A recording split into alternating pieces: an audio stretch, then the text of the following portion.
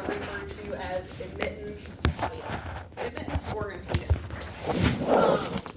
An admittance audiometer or tympanometer is 99% better. I don't even know if you call it an admittance audiometer, so it's a tympanometer. That's what you're going to get. That's what it is. First to know, compliance. So this is the ease with which acoustic energy flows through the middle ear system to the cochlea. So is the eardrum flaccid? Is there fluid preventing it from moving well? Are we potentially looking at an otosclerosis situation? Otosclerosis is not necessarily going to affect what you get from a TIMP, but it is going to confirm the possibility of otosclerosis because you're going to have a conductive component, but normal TIMPs. Okay? The point of maximum compliance. So this is the highest point of compliance on a tympanogram. So, do we have reduced compliance? Do we have normal compliance? Do we have a hyper-compliant TM? That means the eardrum is really flaccid and we're seeing like big old peaks. I have had a lot of hyper-compliant people lately. And then peak pressure. So this is the pressure associated with the point of maximum compliance. Pressure is important because it gives us also an indicator of what the middle ear system is doing. So normal pressure-ish is, I wouldn't even say, me personally, I would say normal is like 0 to 100. So technically saying negative pressure is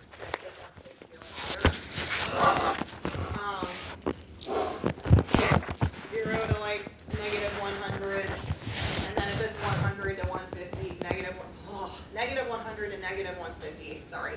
Even if it's technically normal, I usually note it as like slight negative pressure because we're starting to create a vacuum situation in that middle ear, so it's something that you might want to have addressed and refer out to.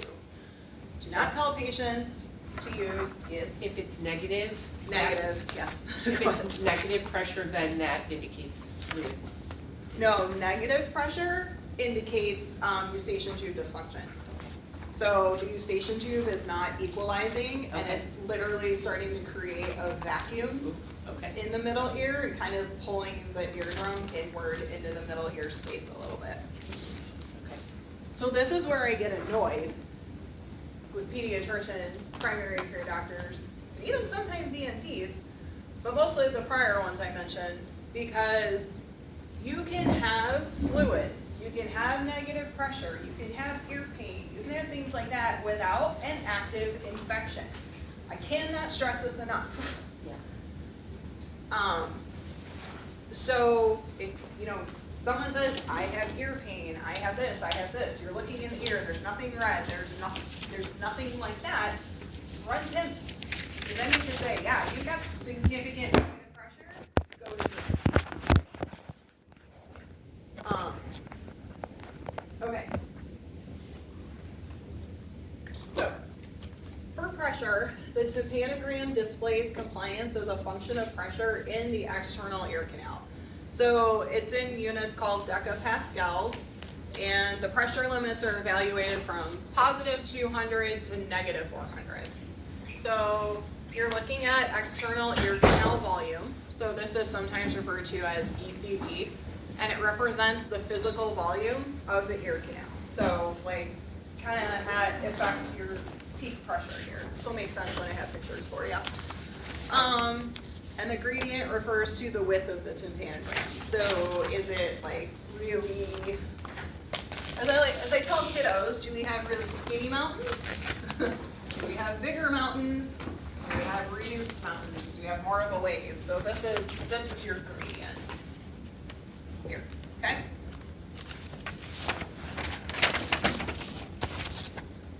So, how to do a tympanogram. An enclosed space is created between the end of a probe tip and the eardrum. The probe tone is delivered into the external auditory canal at a constant SPL. So basically, you just need to put it in the ear canal, create a dome, let it run, create a seal with the dome, let it run, and see what we get. Your results are gonna range from positive to negative. In a normal middle ear system, the pressure causes a change in the compliance of the eardrum. So if you're putting pressure on an eardrum, what's it gonna do? What does a drum do when you slap it? Or you hit it? It vibrates, it moves, yes.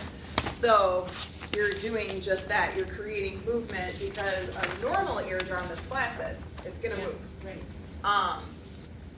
If we've got fluid behind the eardrum, it's not gonna move as well, so it's not going to be as compliant.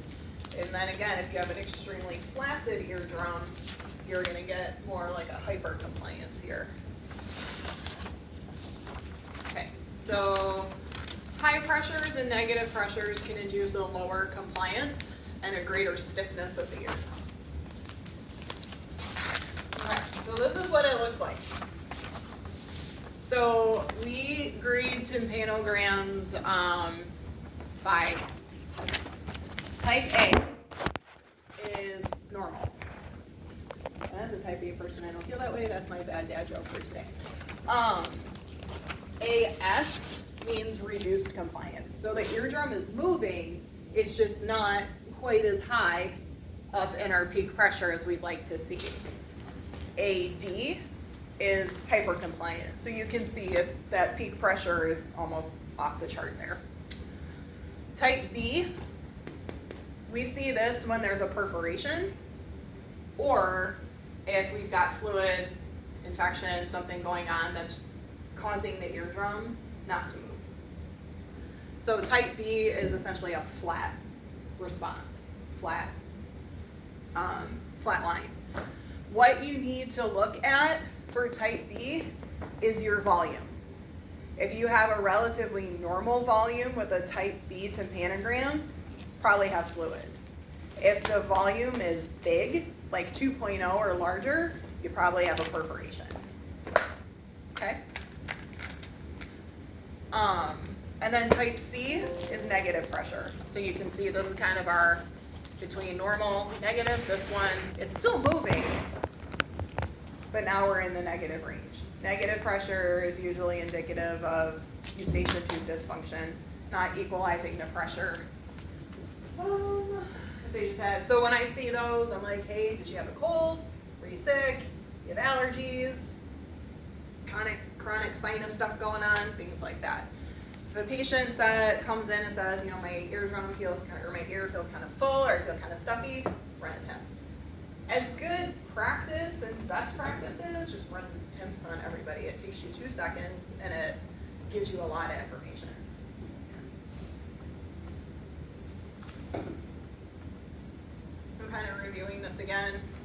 And this is up in Blackboard, by the way. I forgot to email you guys, but you've got it there. So again, your type A, normal. Type AS is normal but reduced. Normal pressure but reduced compliance. AD is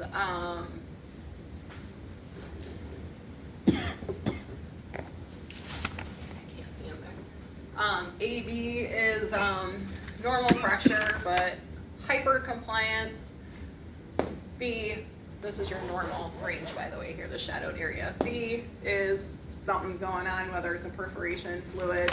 Also, if you get like a no pressure response or something funky on here, you might also be bumped up against the canal.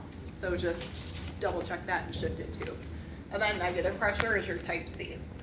Now what if they're impacted with wax? What would you get? With low pressure. Okay. Sorry, Then low again, volume. You would get B with low volume. Okay.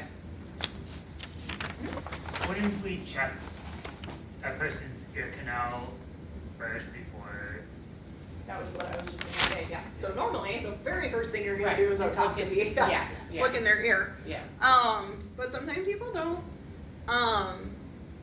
So yeah, he would know at that point. It's also good too, because sometimes someone might have some wax that you might be blocking the canal a little, but you can still see the eardrum, but it might not be a bad idea to run them first just to see how much it's affecting it. Yeah, that's what I Because was gonna sometimes if say. someone has some wax, they use, because HIS can't do wax removal.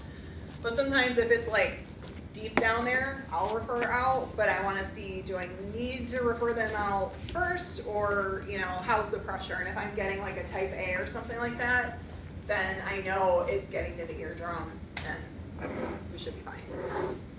But yeah, just check the ear first.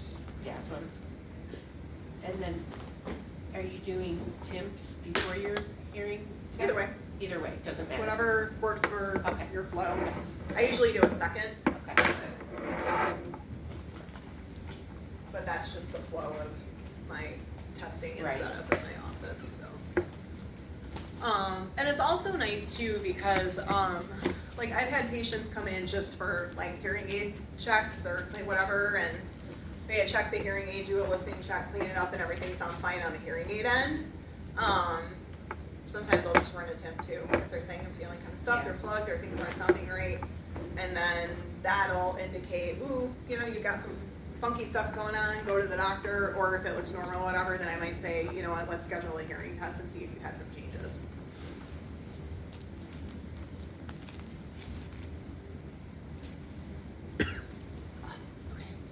Any questions? Yes.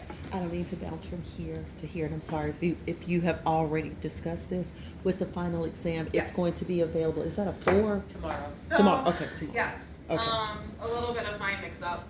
Okay. I looked at my email and I saw Grades that- are due on the 18th, not end of semester on the 18th. That was not insanely clear on the academic calendar that I read this semester. So, still on me.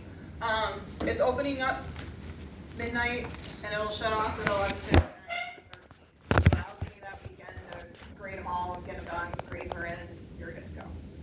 Okay, so next week was the last week we were in class anyway. Right. Next week's our presentations. Yeah. The Dr. Shaw had emailed me too, and I'm like, well, mine's online, so I don't know what, like, you do it how you want, but, and he's like, oh, okay, that makes more sense. But just for the sake of my sanity as well, and making sure you guys have everything in on time, it opens tomorrow, it'll shut off on the 13th. Okay. All right, so this is your opportunity for any questions, clarification, anything you guys need prior to the final exam. Because next week is your presentations. Mhm.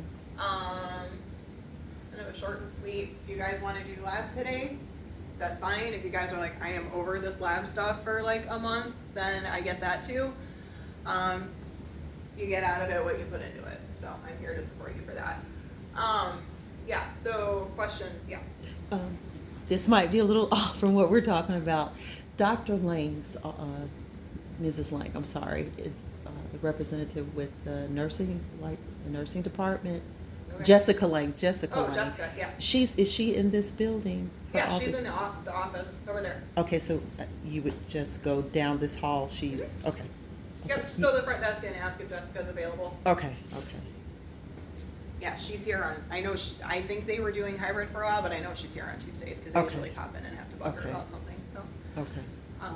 Yeah, so she's down there. Okay. Any other questions? Yeah, just more a general question for the program.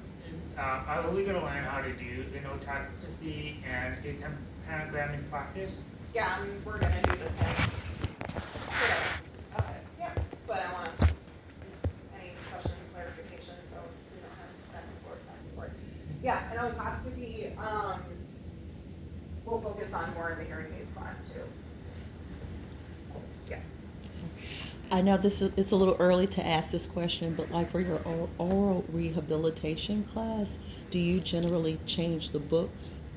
No. No, you don't. No. What? So if you already have the book from, I started to get it. What's the name of that book again? I don't know off the top of my head. Okay. I'll have to pull it. It's the same one every year, but I Okay. can't remember who the author is, but there's an updated edition, so I need Okay. to check on that. I can pull it up when I've got all my stuff. in my Okay, laptop. I can okay. pull it up I wanted later. to see how much the book So was. that's not till summer. I know. I yeah, just you like don't to need it till do summer. things ahead. I have so much going on.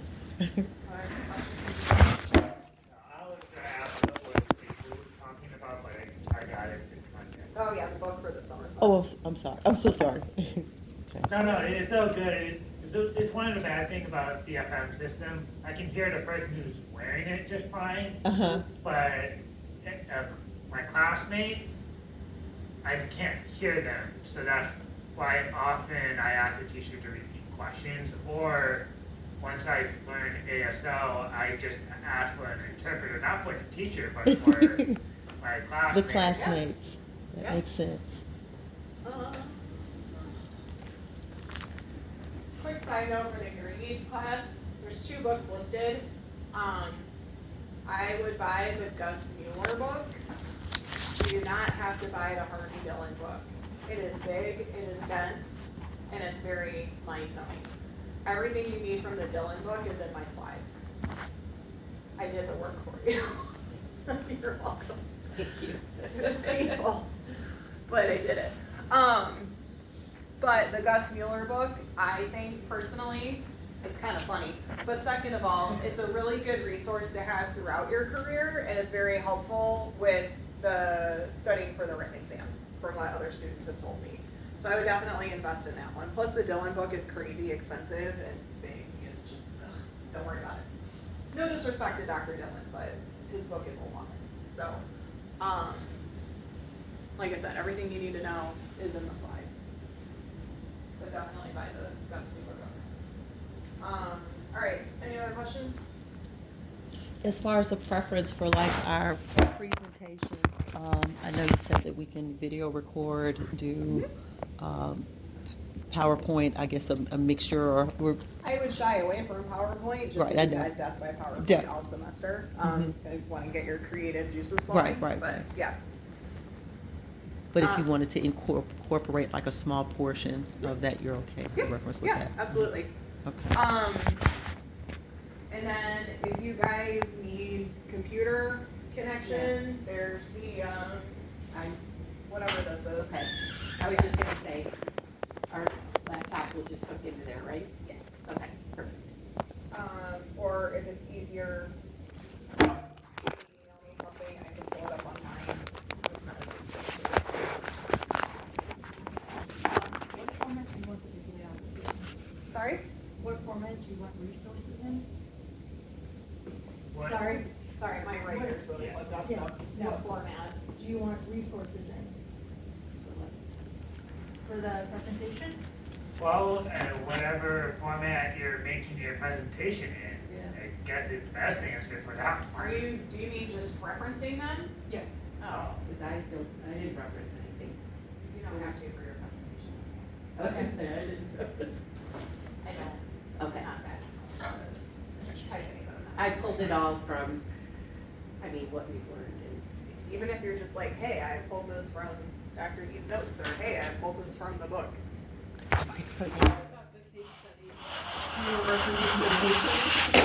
If you're quoting something or utilizing someone's research, yes. Have you started? I started. But if you're just going off of I what just you started it last learned, night. then, Okay. then I got it. perfectly fine.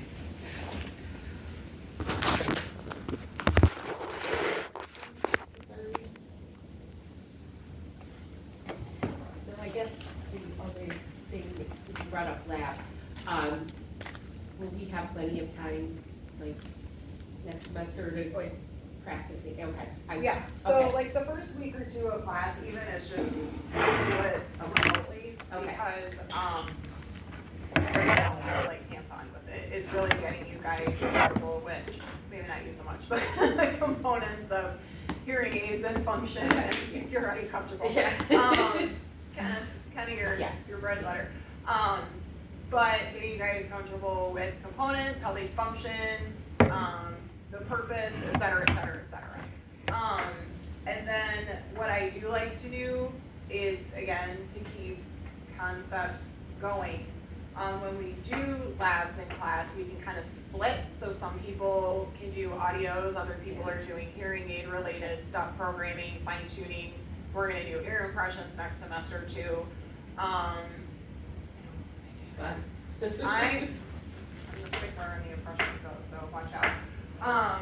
And then, yeah, Dr. Stitch and I usually at the end of my semester, because we'll keep doing it in the summer too. Okay, So, okay, okay. So we'll have Lots Summer of- I do more lots of a practice. hybrid, because Okay. it's 8 weeks, so we usually Okay. do like 1 week here, 1 week out, 1 week, Okay. you know, so, what was I gonna say? Oh, and then getting into Dr. Stitch's class in the fall, I know she also had you guys continue with Okay. impression, and then we get competitive. So Okay. she starts sending like, hey, how would you grade this one? So Okay. just for fun. Okay, yeah. I'm sitting there on a Yeah. Tuesday night, winding down from the day, and she's like, hey, grade these impressions. So Okay. she won't tell me who it is until we're done. So, Okay, okay, so let me. lots of fun to come. I Good. should move these days for now. Yeah, so we'll meet at the 10th hour fired up here.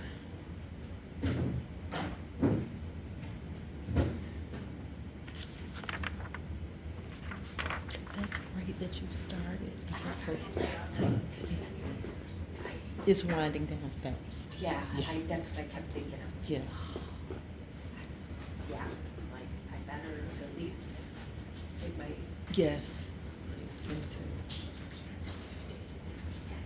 I'm not gonna have a lot of time Right. You know. Oh, you're not gonna be here this weekend? this weekend. I just have a lot of family stuff going on. Yes. So I'm like trying to.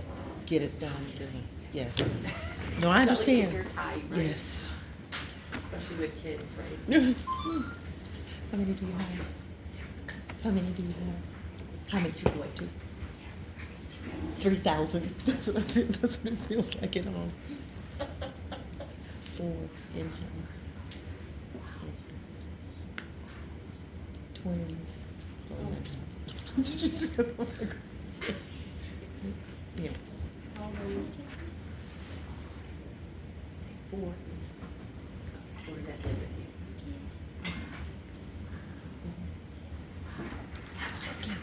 I know, that's what everybody Because I says. love 2 enough. Like people, you know, The have twins. more than that. I'm like, Yeah. oh. They're gonna be 4, then August and December. 4. December. 4 of them, their birthdays. It's not. Oh. Kingston is 9. I work with kids I'm around kids all day. Oh, lucky you. It's gonna be. It feels like 4 teenagers. One is already a teenager. The twins are turning teenagers, so it's gonna be like 3 or 4 teenagers. Yes, PowerPoint for Dr. Z's class that you wanted me to email you. Yes. I lost your email. Oh, no, it's okay. It's okay. Well, I understand. I am here. Okay. You want me to put it on? I can put it on a sticky note. Let me see if I brought my sticky notes. Yes, I did. Alright, so head on over here. Up in the booth.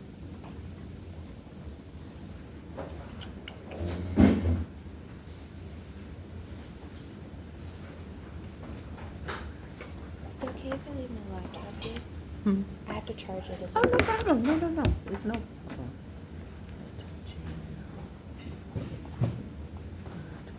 I was just saying, because like you look so young, I would never. That's what imagine. everybody says. And my clients, they're like, you do not look like you have kids. I love working with kids. I do. That's That was cool. amazing. Thank you. Do you know what week you missed? I didn't miss any weeks. I'm sorry? I didn't miss any weeks, but I think it was your notes and then it was some information you were giving. Okay, I can look at the note. I remember Okay. what you copied. I can look at that and Okay, see what okay. with it. Thank you. Mm-hmm. Oh, Wallace-Spriggs. Wallace. What is it? Wallace. Oh my goodness, my COD email. Spriggs A at cod.edu. Okay. I don't need to make it messy. Okay, so today is the 3rd, 4th. Okay. Okay, Thank you. thank you. Okay, thank you so much. Okay. Let me put your Sorry. your Harder to hear. She's wearing my microphone. Oh, okay, it's okay. Okay. Put your And name your and phone number on have to your yeah, email address.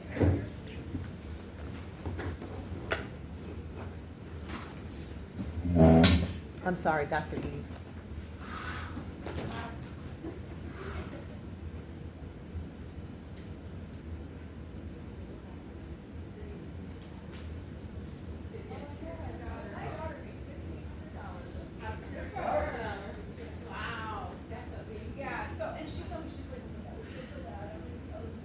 Thank you so much. Okay. Let's get back here. Oh, here's your notebook. Okay, thank you. Awesome.